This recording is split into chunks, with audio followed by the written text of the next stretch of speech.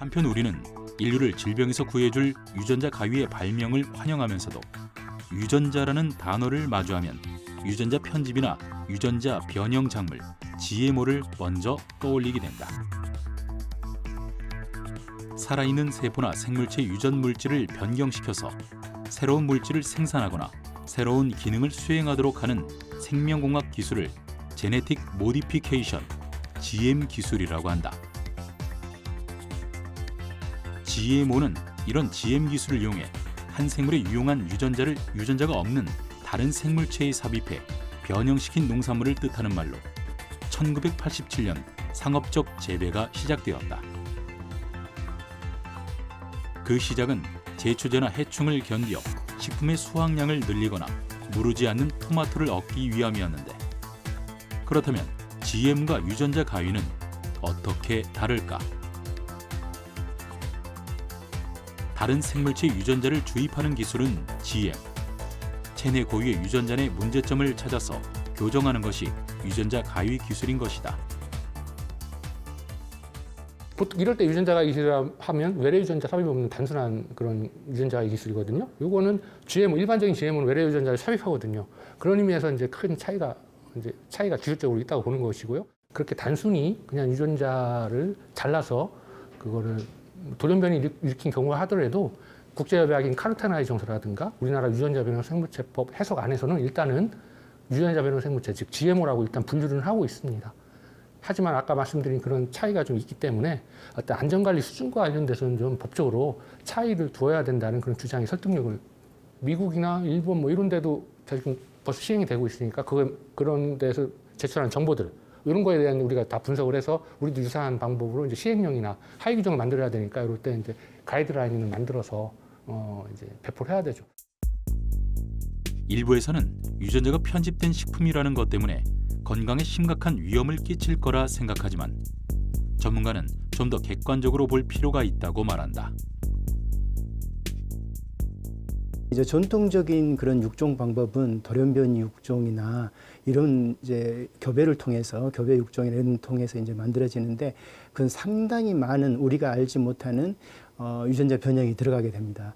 그에 비해서 지금 현대 생명과학 기술로 만들어진 그런 GMO는 정밀하게 특정 유전자 하나를 이렇게 선택해서 바꾼다거나 첨가한다거나 그런 기술이라고 생각이 됩니다. 특히 미국이나 이런 데서는 이미 수십 년 동안 그것을 이제 경작해서 사용해오고 있지 않습니까? 그런 이력이 있기 때문에 굳이 그것에 대한 거부감을 가질 필요는 없다고 이렇게 생각이 됩니다. 세계적으로 유통되는 GMO 품목은 50여 가지 이상. 주로 식량 문제 해결과 농업 효율성, 농민의 수익 증대를 위해 사용되고 있다. 우리나라에 수입되는 소고기, 돼지고기의 약 80%가 GMO 사료를 먹인 것이며 수입되는 콩, 옥수수의 80% 이상이 GMO 작물이다. 한편 일본에서는 GMO와는 다른 크리스퍼카스9 유전자 편집 기술이 적용된 방울토마토가 세계 최초로 시판되어 화제가 되었다. 지난 9월부터 판매된 시칠리안 루즈 하이 가바라는 이름의 방울토마토다. 가바라는 물질은 중추신경계에서 가장 일반적으로 쓰이는 신경 전달 물질인데 활성화된 뇌를 진정시키고 혈압을 낮춰 고혈압 치료에도 효과적이라고 알려졌다.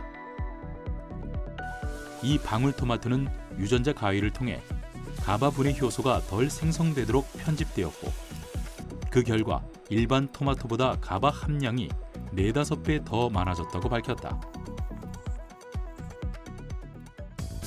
세계 최초로 방울토마토가 시판될 수 있었던 이유는 일본 식약처의 결정 덕이었다.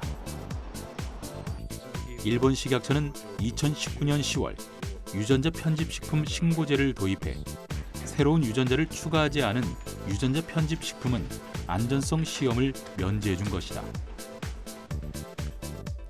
유전자 편집은 기존 GMO와 달리 자연에서 발생하는 유전적 돌연변이와 유사하다는 이유에서다. 일본은 이 방울토마토의 해외 시판도 추진하고 있는 상황이다. 여기에 일본의 한 스타트업은 물고기의 근육 성장 저해 유전자인 살 부위가 최대 50% 더 많도록 개발한 도미와 보거의 판매 허가를 획득하기도 했다. 3세대 유전자 가위인 크리스퍼 카스9은 기존의 유전자 가위에 비해 비용이 적게 들고 짧은 실험 시간과 과정도 복잡하지 않아서 생명공학의 다양한 분야에서 활용 중이다. 특히 인류의 생명을 지키는 질병 치료와 전염병 예방 관련 분야에 적극 활용 중인데, 흔히 피가 멈추지 않는 질환으로 알려진 혈우병은 혈액 내에 응고인자가 부족하게 되어 발생하는 출혈성 질환이다. 약 10,000명 중 1명에게 발생하는 이 질환은 부족한 응고인자의 종류에 따라 혈우병 A, 혈우병 B로 나뉜다. 분자 유전학적 검사를 해보면 혈우병 A형과 관련된 환자 98%에서 팩터 A씨라는 유전자의 돌연 변이를 확인할 수 있었다. 이런 경우 유전자 가위로 혈액 세포의 타겟 유전자 팩터 A를 정상적으로 바꿔주면 혈우병을 고칠 수 있는 것이다. 세균과 바이러스를 옮겨 인류를 사망케 하는 모기. 모기로 인한 전염병 차단 연구 분야에도 유전자 가위가 사용되고 있다. 아프리카와 중남미 지역에 서식하는 모기들은 인간에게 치명적인 전염병인 말라리아, 댕기열, 일본 뇌염 등을 옮겨 매년 수십만 명의 목숨을 앗아간다. 그뿐 아니라 개와 고양이에게도 치명적인 심장사상충을 옮기는 등 전염병의 매개체 역할을 하는데, 영국 임페리얼 칼리지 런던 생명과학과 연구팀은 개체수에 영향을 미치지 않으면서 말라리아 전파는 막을 수 있는 항말라리아 유전자에 주목했다. 연구팀은 아프리카에서 말라리아를 옮기는 감비아 학질 모기에서 인간의 피를 빨아먹은 뒤 활성화되는 유전자를 찾아냈다. 크리스퍼 카스9으로 그 유전자를 잘라내고 그 자리에 항말라리아 유전자를 삽입했다. 실험 결과 이렇게 교정된 모기의 다음 세대에도 항말라리아 유전자는 그대로 전달됐다. 또 항말라리아 유전자를 가진 모기와 일반 말라리아 모기 사이에 태어난 자손도 항말라리아 유전자를 가진 것으로 나왔는데, 연구팀은 실험 지역을 확대해 모기로 인한 말라리아 전염을 줄여나갈 계획이다.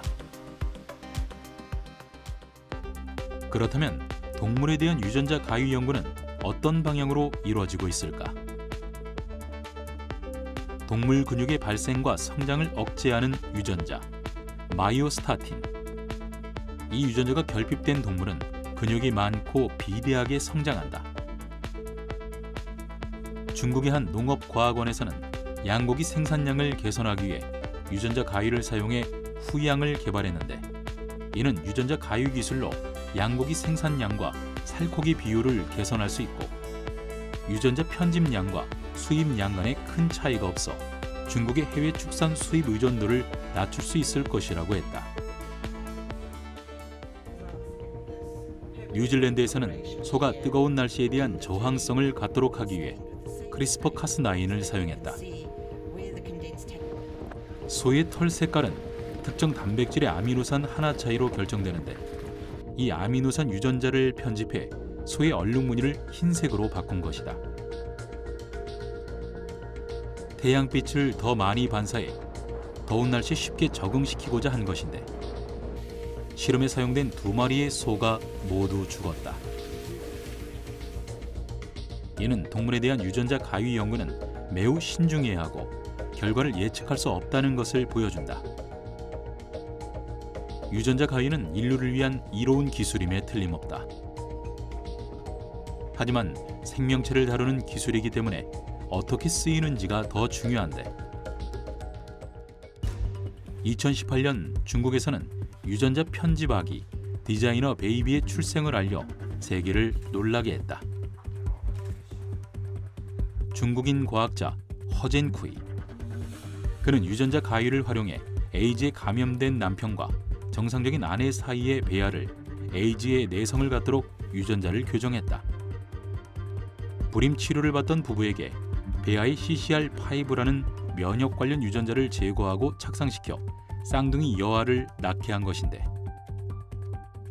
CCR5 유전자는 에이즈 원인인 면역 결핍 바이러스 HIV의 수용체로 알려져 있다. HIV는 면역세포의 CCR5를 경로로 삼아 세포 내로 침투하기 때문에 CCR5를 제거할 경우 HIV에 대한 면역이 생길 수 있다. 2015년 전 세계 20개국 과학자들은 제1차 인간 유전자 편집 정상회담에서 유전자 편집 기술은 임신을 목적으로 한 인간 배아 변경에 사용해서는 안 된다는 내용의 성명서를 작성했다. 하지만 2018년 제2차 인간 유전자 편집 정상회담에서 중국의 허젠쿠이 박사는 유전자 편집으로 쌍둥이를 태어나게 했다고 공개했다. 중국 사법당국은 허젠쿠이가 윤리 검토 서류를 위조해 부부 8쌍을 모집했으며 의사 자격증 없이 배아 유전자 편집 및 생식 의료 활동을 했다며 징역 3년형을 선고했다. 옥스퍼드 대학의 실천 윤리학자는 배아를 대상으로 한 유전자 편집이 예상치 못한 돌연변이, 더 나아가 아기가 성장하면서 암 발병과 같은 예상치 못한 문제를 일으킬 수 있다고 우려했다. 그 체세포 편집에 있어서는 우리나라를 포함해서 많은 나라들이 허용해주고 있습니다. 사실은 그 윤리적으로도 자기 결정권의 문제에 있어서도 내가 결정하는 거예요. 내 몸, 내 DNA 내가 바꾸겠다. 남한테 해를 주는 건 아니잖아요. 그럴 수 있는데 배아세포 편집, 수정란에 편집하는 거, 그러니까 체외 수정할 때 난자정자를 수정시키고 편집한 다음에 착상시키면 거기서 얘가 태어나는 거죠. 배아세포 편집의 경우에는 사실은 이 편집의 결정을 이 아이가 하는 게 아니라 부모가 하죠. 내 아이는 이랬으면 좋겠다. 그래서 사실 자기 결정권 측면에서도 조금 다를 수 있고, 네, 그리고 그 여러 가지 사회적으로 받아들이기가 쉽지 않은 것 같아요. 유전자 가위는 현재 누가 사용할지, 누가 사용을 허용할지, 그리고 누가 이 기술에 대한 관리를 할 것인지 명확하지 않다. 유전자 가위가 가져온 바이오 르네상스를 앞두고 앞으로 어떤 일들이 펼쳐질지 신중히 예측하고 이를 대비해야 하지만 분명한 것은 사람을 대상으로 실행했을 때 긍정적인 미래만 예측할 수 있는 건 아니라는 것이다. 인간의 종이 너무 단순해지는 거 아닌가라는 우려를 저도 하고 있습니다. 근데 생명은 다양성이 중요해요. 예를 들어서 우리가 생각하기에 좋은 인자들로 인종을 만들어 놨는데 코로나19가 아닌 코로나20이 나중에 왔어요. 그랬더니 그 사람들은 취약한 거예요. 그러면 인류가 전멸할 수도 있잖아요. 그렇기 때문에 생명체는 다양성이 중요합니다.